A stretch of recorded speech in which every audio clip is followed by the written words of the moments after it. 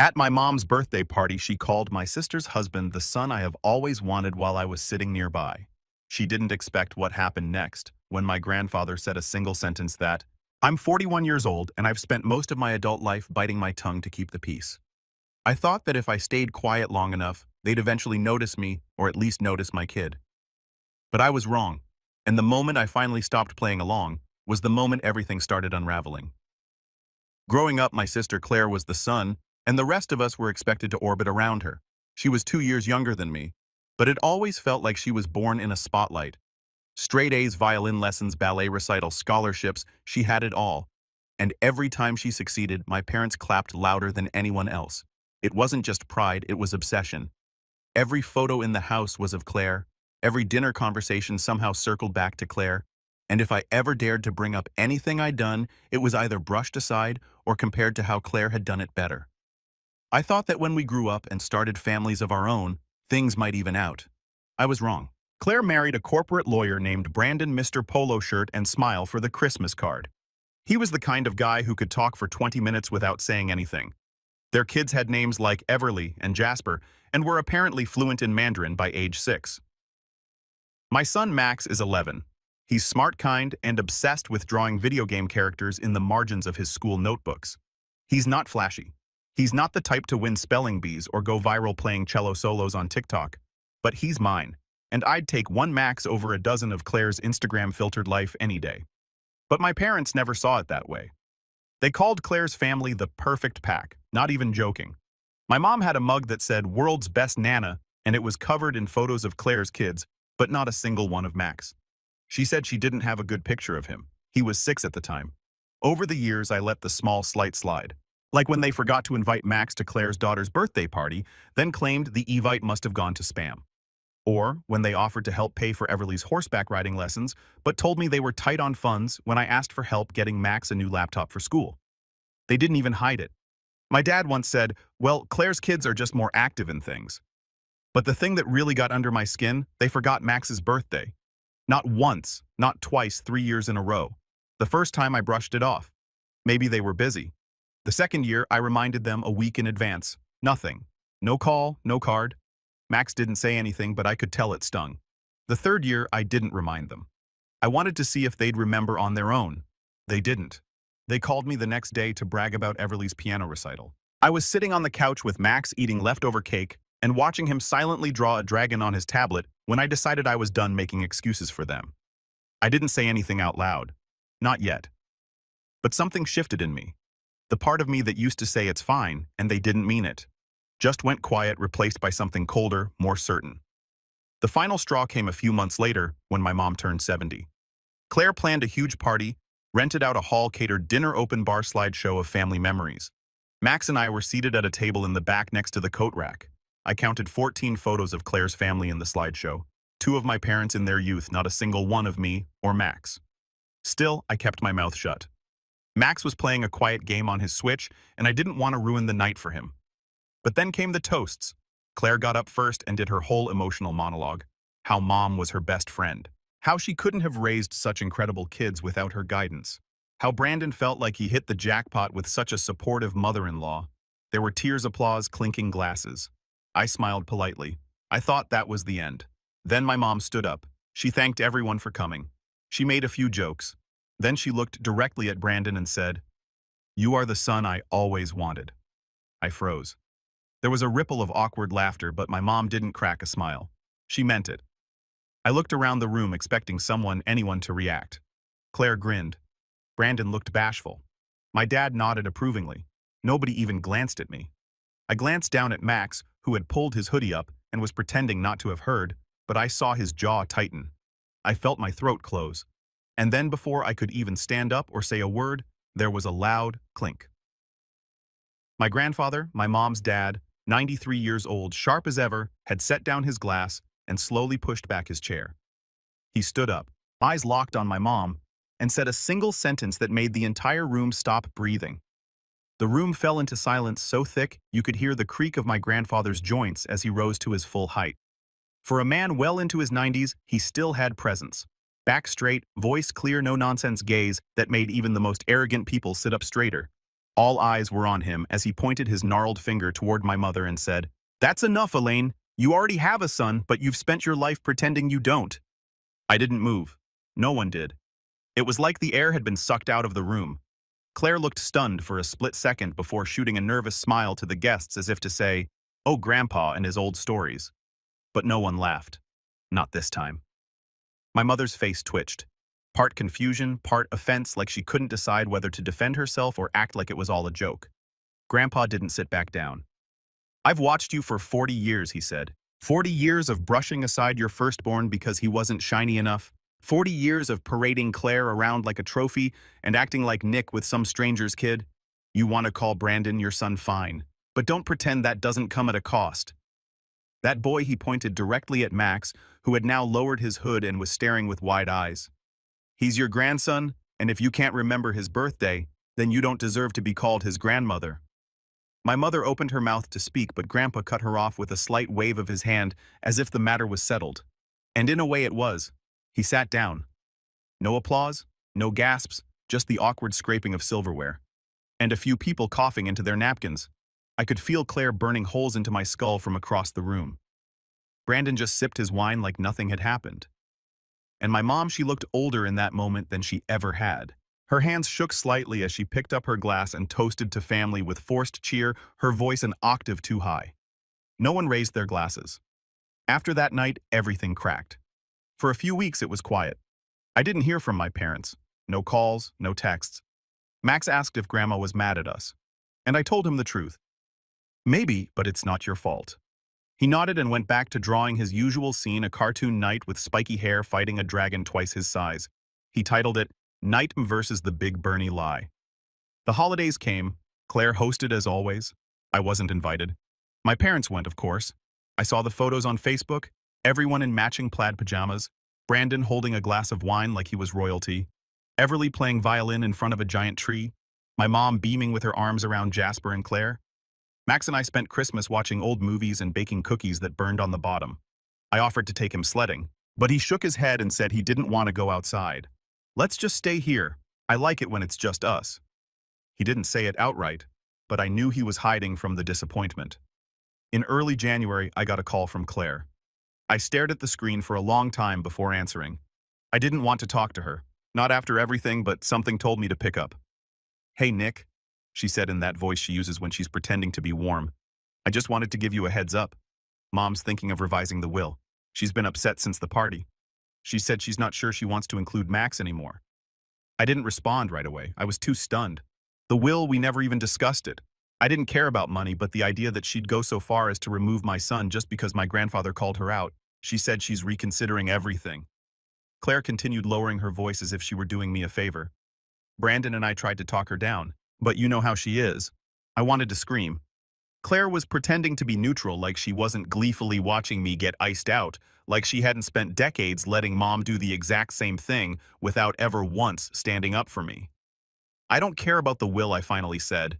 "Tell Mom she can leave everything to you. I hope it keeps you warm at night." There was a pause. "Well," she said, clearly not expecting that. "Okay, just thought you should know." She hung up without saying goodbye. I thought that would be the end of it, but it wasn't. 2 weeks later, Max came home from school quieter than usual. I asked him how his day went. He shrugged and said, "Okay." Then he went to his room without even asking for his usual after-school snack. I gave him some space, thinking maybe he was tired. But an hour later, I found him sitting on his bed, staring at his tablet with his fists clenched. He handed it to me without saying a word. It was a group photo from Everly's birthday party. Some big outdoor thing with a rented petting zoo and a magician. Max's classmates were there. A couple of his teachers, Claire, my parents, Brandon, wearing a ridiculous top hat like he was the host of some children's TV show. Max wasn't in the photo because he hadn't been invited. That's what broke me. Not the photo, not the exclusion, not even the fact that my parents had attended and never mentioned it. It was the look on Max's face, like he wasn't surprised anymore, just quietly resigned. "Did you want to go?" I asked softly. He didn't answer, just gave me the smallest shrug, like even answering that would be a waste of effort. That night, I lay awake for hours staring at the ceiling. My mind raced with every slight, every insult, every time I'd swallowed my pride for the sake of keeping the family peace. And for what? To be treated like a footnote, To watch my son grow up thinking he didn't matter. I made a decision. No more playing nice. No more second chances. If they wanted distance, I'd give it to them, but not quietly, not passively. They'd feel it. And it didn't take long for the opportunity to arrive. In March, my mom called me out of the blue. "Nick," she said, "we're planning a family trip this summer to Italy.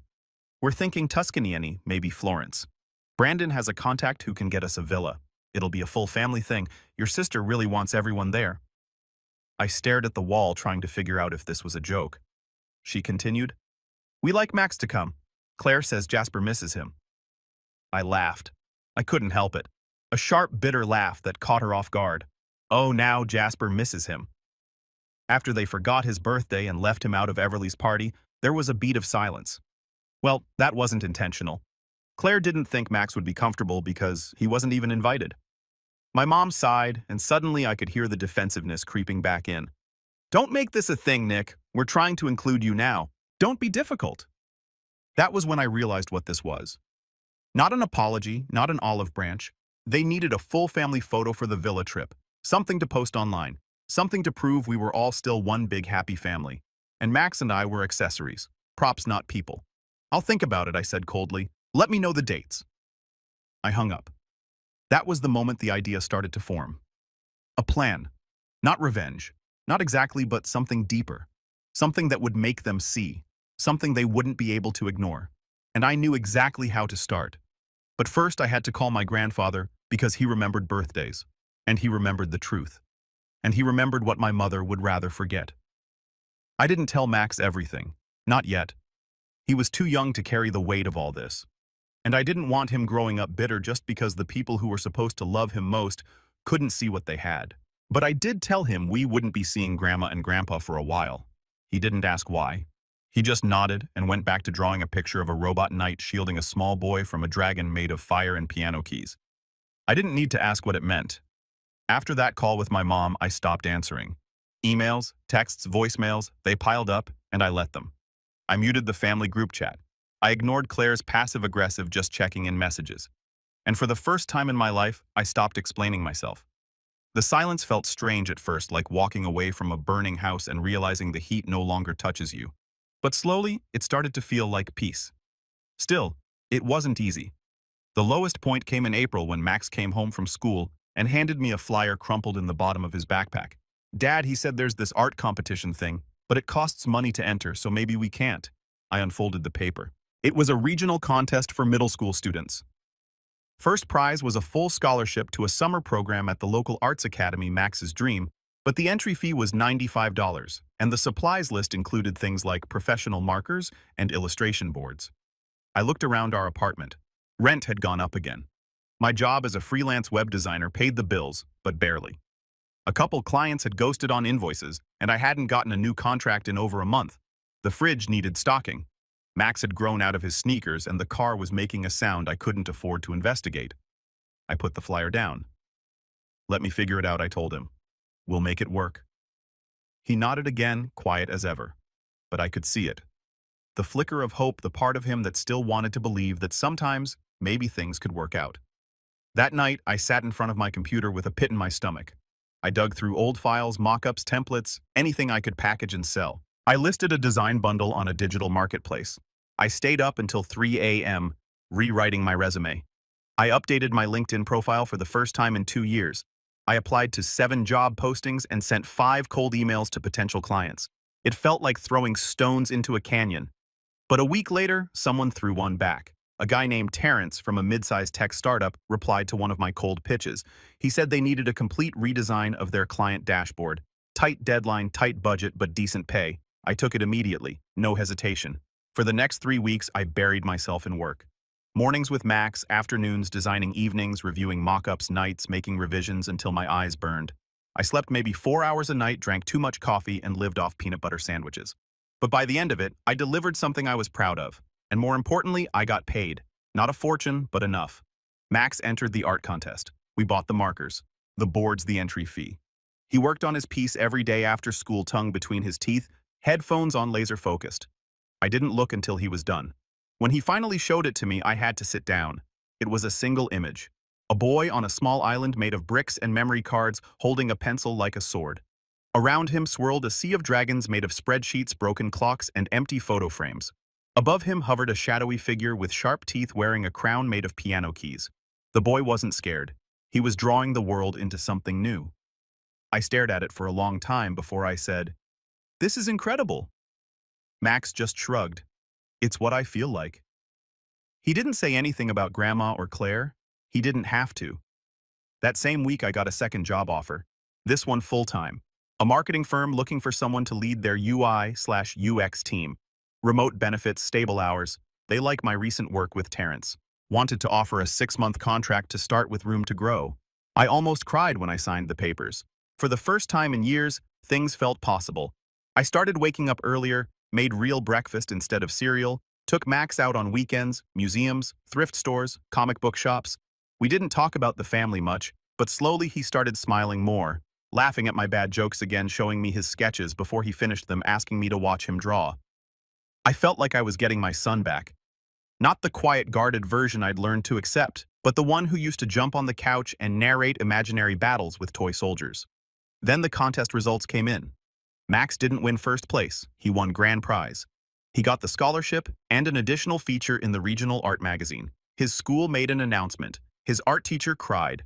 I picked him up that day, and he ran toward me like he was 6 again, flung his arms around my neck and whispered, "I think I'm actually good at something."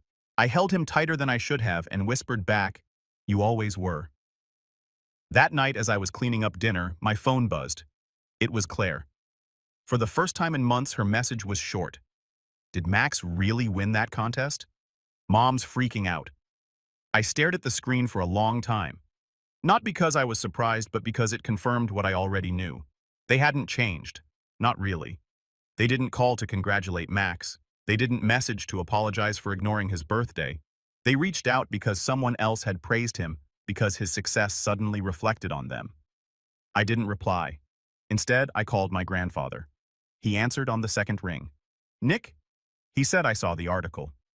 "You proud, more than I can say." He chuckled. "I knew that boy had it in him. He's got your fire and your mother's stubbornness, but the good kind." We talked for an hour about art, about family, about memory and grief and legacy. He told me something I'll never forget. Sometimes, he said, when people show you who they are, it's not a tragedy, it's a gift. Now you know where to stop pouring your love. I sat with that for a long time. The next day, I emailed the coordinator for the Italy trip. Claire had added me months ago when she assumed we'd be attending. I wrote a polite but firm message. "Max and I won't be joining. Please remove us from any further communications. We wish you all the best." I didn't get a reply. But a week later, my mom finally called. She left a voicemail. Her voice was tight, brittle. "Nick, I saw the magazine." "That's good." "Very good. I just don't understand why you're shutting us out. You're being dramatic. Your sister has always tried to include you." Brandon says, "Well, it doesn't matter. But this has gone on long enough. I hope you'll reconsider." I didn't. And that silence, it became my freedom. I got promoted 3 months into the contract. Max started writing a graphic novel. We framed his contest piece and hung it in the hallway. Every time I passed it, I felt something in my chest loosen, like I'd been holding my breath for years and was finally learning how to breathe again. Then in June, I got an invitation. My grandfather's 94th birthday. A backyard barbecue. No RSVP required. Just come if you can. I hadn't seen most of the family since my mom's 71st. I debated whether to go. Max didn't. "We should," he said. Grandpa was the only one who stood up for us. So we went, and that's where the next chapter began. Because when we showed up, Max in a button-down shirt, he hated carrying a handmade card. Everyone turned to stare. Not with mockery, not with pity, but with something I hadn't seen in years. Recognition. The kind that comes when someone realizes the person they thought would stay down is standing taller than ever. And somewhere behind the grill, I saw Brandon pause mid-tongs, his smile faltering. Claire's jaw clenched, and my mother, seated at the head table in her usual floral blouse, turned pale as she watched Max hand Grandpa the card and receive a tight, teary-eyed hug in return. Walking into my grandfather's backyard felt like stepping onto the stage of a play where the script had been flipped without warning. For the first time in years, I wasn't dreading a family gathering. I wasn't bracing for backhanded compliments or forced smiles or the subtle exclusion that always found its way into conversations like mildew. No, this time I walked in with Max by my side, our heads high and silence on our side. The reactions were everything I expected, and more. Claire was the first to see us. She was near the dessert table holding a plate with 3 carefully cut triangles of lemon bars, laughing with one of her yoga friends. The moment she spotted Max and me, her laugh died mid-giggle. She didn't move, didn't wave, just blinked and tilted her head like she couldn't quite compute what we were doing there. Brandon turned next mid-sip of his craft beer, and his reaction was almost comical. His eyebrows rose like he'd seen a ghost, and his lips formed a tight line as he muttered something to Claire. I caught only one word. Awkward. Perfect. My mother was seated under a big white canopy surrounded by what I could only describe as her hand-picked cord of loyal relatives. The same ones who'd reposted every perfect Pack family photo for the last decade. She didn't stand when we approached. She didn't smile. She didn't even make eye contact. Max and I walked right past them. We went straight to Grandpa. He was manning the grill, wearing an apron that said "old but dangerous" in bright red letters, and holding a spatula like it was a sword. When he saw Max, his face broke into a smile so wide it made my chest ache. They high-fived like old teammates and hugged like they hadn't just seen each other a few weeks ago. "You made it," Grandpa said, clapping me on the back. "Wasn't sure you'd want to." "I didn't," I said, "but Max did." That earned me a wink. Smart boy. We stayed close to Grandpa for most of the afternoon, helping with the food, avoiding the main cluster of folding chairs where the gossip flowed like sweet tea. Max handed out burgers. I refilled drinks. I caught a few people giving us strange looks, not hostile, just curious, the same way people look at a puzzle missing a piece. Eventually, Claire approached. Her heels clicked on the patio as she walked over holding a paper plate of fruit skewers like it was a peace offering. She smiled like she practiced it in the mirror. "Hey," she said too brightly. "Didn't expect to see you here." "Likewise," I replied. She gestured at Max. "He's gotten so tall. He's 11 still. Feels like just yesterday we were all at Mom's for Christmas. Remember that year he got the little robot?" I didn't reply. That was the same year they'd forgotten his birthday again. Claire glanced around, voice dropping. "Listen, Mom's been kind of upset. Ever since the party, she's felt like you're icing her out." I sipped my drink and waited. "She's trying," Claire said. "I know it doesn't always look that way, but she's not." I cut in. Trying would be picking up the phone to apologize. Trying would be remembering her grandson's name on a school form. Trying would be acting like he exists when she tells people about her family. Claire's lips pressed into a thin line. "You always twist things, Nick. You make everything about you." That stung, but only for a moment, because I realized something as she said it. She didn't see me anymore. Not really. I was just a character in her perfect narrative, one she could dismiss when it got uncomfortable. I smiled. "Good seeing you, Claire." And I walked away. Later that night, after the guests had started trickling out and the string lights flickered overhead, Grandpa called me over to the side of the yard where he kept his old tool shed. He leaned against it, arms crossed, a gleam in his eyes. "You ready?" he asked. I blinked. For what, he reached into his pocket and pulled out a small manila envelope. To do something about it. I opened the envelope. Inside was a copy of my grandfather's living trust. Updated 2 months prior. "I'm leaving the lake house to you and Max," he said. "Claire thinks she's getting it. Your mother assumes it'll be passed to Brandon for the kids, but I've got other plans." I nearly dropped the papers. "What?" he chuckled. "You earned it. And I want Max to have a place that feels like home, not a photo backdrop. But no buts. I already told my lawyer. It's ironclad. Just don't say anything until I'm gone. I want to see the look on their faces when the truth comes out." I stared at him speechless. That's when I realized this wasn't just a house. It was a symbol of legacy, of respect, of the fact that someone had seen me chosen, me trusted me, and suddenly I had something I hadn't had in years. Leverage. From that moment on, the pieces started falling into place. It wasn't revenge I was after. Not exactly. I wasn't going to torch their lives or sabotage their reputations. That would be too easy and too obvious. What I wanted was something quieter, slower, the kind of shift they wouldn't notice until it was too late. I started small. A few weeks after the barbecue, I signed Max up for a community art showcase. Nothing big, just a local gallery hosting a youth art night. But I invited some of the extended family. Not my mom or Claire, just the cousins, the ones who always looked a little awkward at big family events. The ones who had kids Max's age but never got invited to perfect pack outings. They came. They brought their kids. They saw Max's work and gushed over it. Took photos, tagged me on Facebook. A week later, I got a message from my cousin Lydia. I didn't know Max was this talented. We should do more stuff together. Claire's always made it sound like he's shy or uninterested. That was the first crack in the wall. The second came when I finally accepted an invitation to a family cousin brunch. I brought Max. I didn't mention Claire, but I did tell a story about Max's art camp, about how proud I was about the contest win and the upcoming comic book fair.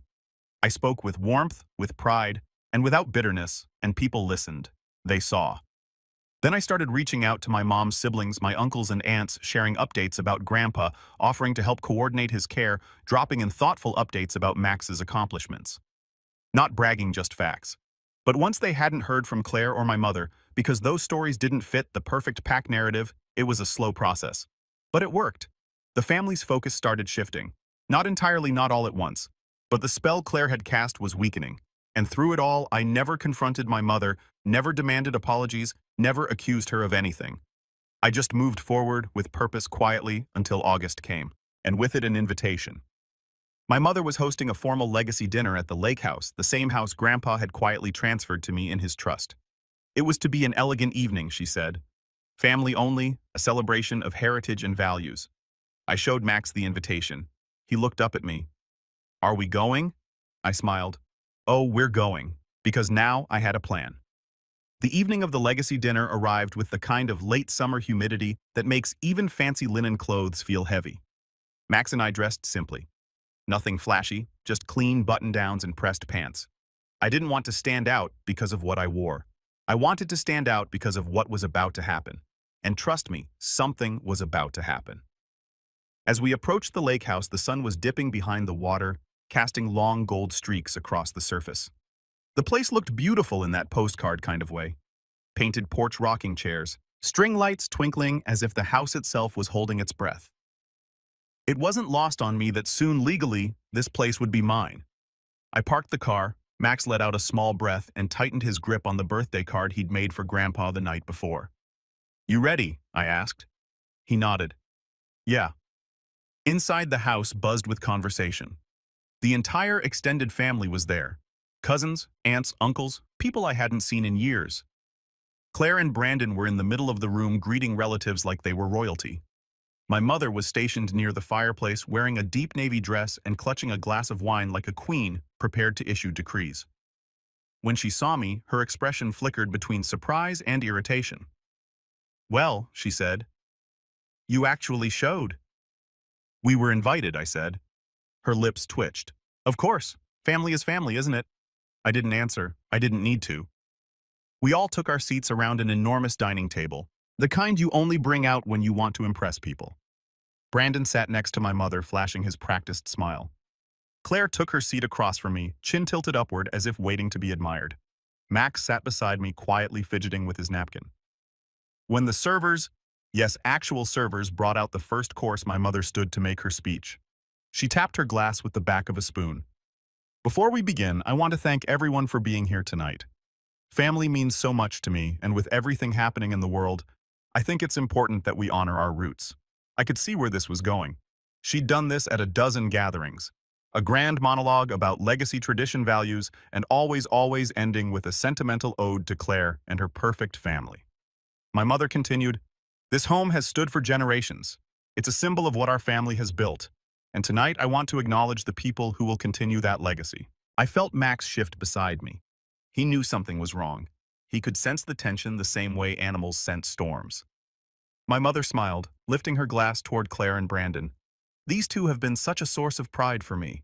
The way they raise their children, the way they bring us all together. A few polite claps, and one day when this home is passed on, I know it will be in the best possible hands. That did it. My grandfather, seated at the far end of the table, lowered his fork slowly. Deliberately, he cleared his throat. Actually, he said, voice calm but firm. That's not true. Every head swiveled toward him. Even the servers froze. My mother blinked. Dad, what are you talking about? Grandpa dabbed at the corners of his mouth with his napkin. The home isn't going to Claire, or Brandon, or their children. Claire laughed nervously. Grandpa, what do you mean? Mom already said I know what she said. Grandpa interrupted. But she doesn't own the house. Silence. I watched as realization crept across their faces like a slow-moving shadow. Dad, my mother said, What are you talking about? Of course, You don't own it, Grandpa repeated. I do. And months ago I changed the trust. That's when he looked at me. Not subtly, not vaguely directly. I've chosen Nick and Max as the inheritors. The words hit the room like a dropped chandelier. There was no applause, no shock of joy, just the sound of Claire's fork clattering to her plate and my mother's glass tightening in her hand. Brandon was the first to speak. That's ridiculous, he said, trying to keep his voice steady. This house has always been intended for Claire. We've made plans. We've discussed renovations. Grandpa shrugged.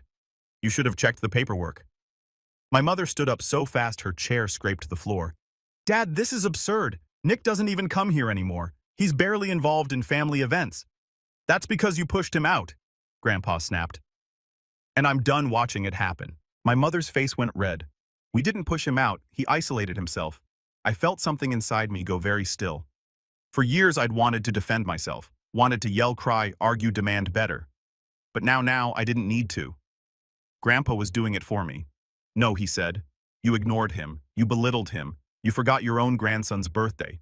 You treated Claire's family like royalty and treated Nick and Max like extras. Claire jumped in her voice sharp. Oh, come on. That's not fair. We tried to include Max in things. He was always quiet. He was quiet, I said. Because every time he talked, you talked louder. Claire's jaw dropped. Excuse me? You heard me? Brandon scoffed. This is childish. Nick, you're really going to take the house after everything your mother's done for the family? I turned to look at him fully. What has she done for us? He opened his mouth closed. It opened it again. Nothing came out. My mother tried a different approach. Nick, please be reasonable. This is a family home. Claire's kids need the space. They're growing. They're involved in activities, their equipment. I laughed under my breath. There it is. She blinked. What? Not once, I said. Have you ever asked what Max needs? A ripple of whispers moved across the table. My mother stiffened. This isn't about birthdays or school events. This is about fairness. It is, I said. For the first time it is. She stared at me, eyes flashing with a mix of disbelief and insult. You wouldn't dare keep the house. You don't have the money to maintain it. Oh, don't worry, Grandpa said, leaning back with satisfaction. I covered 10 years of property taxes in a fund. Should be plenty of time for Nick to decide if he wants to keep it or sell it. Claire made a sound somewhere between a gasp and a squeak. Sell it. That's right. Grandpa looked at me. Eyes soft now. Do with it what you want. And that was that. The dinner unraveled instantly. Conversations died. My mother excused herself to get some air, which really meant storming out. Claire whispered angrily to Brandon, who motioned with wide eyes for her to lower her voice. A few relatives muttered things like, good for him, under their breath. Max tugged at my sleeve. Dad, can we go outside? We slipped out onto the back porch. The air was cooler now, the moon pushing silver light across the lake. Max leaned against me. Does this mean we have a house? I rested my hand on his shoulder. Yeah, bud, it does. He looked up at me. Why would Grandpa do that for us? I smiled. Because he sees you. We stood there for a long moment quiet. Inside, voices rose in sharp tones. Accusations, denials, the sound of an empire cracking. But out here, it was peaceful, honest, real. Eventually, Grandpa shuffled out to join us. He had 2 slices of cake, one for me and one for Max. I think that went well, he said. I laughed. You call that well? He winked. Better than the alternative. We ate in silence, watching the water ripple softly. When Max went to skip stones along the shore, Grandpa leaned toward me. You didn't take anything from them, he said. You just finally accepted what was yours. I swallowed hard. Thank you. He nodded. Just promise me one thing. Make sure that boy grows up knowing he deserves the world, not scraps. I nodded. I will. And I meant it. Inside, the chaos continued. Voices rose, doors slammed. The perfect pack narrative cracked wide open. But out here on the porch with the moonlight and the quiet, and my son laughing as a stone skipped 6 times across the lake, I felt something deep and steady inside me, something that had been missing for years. My mother and sister spent their whole lives building a perfect image. I didn't. I just built a life worth living. And when the night finally came to a close and Max and I walked back to the car, I felt no guilt, no doubt, no second guessing, just clarity. because for the first time, I wasn't the forgotten son. I was the one who walked away with the legacy. And as we drove home with the windows cracked open, Max humming softly in the passenger seat, I realized something that hit me like a clean beam of truth. Sometimes the best revenge isn't destroying someone, it's becoming everything they failed to see.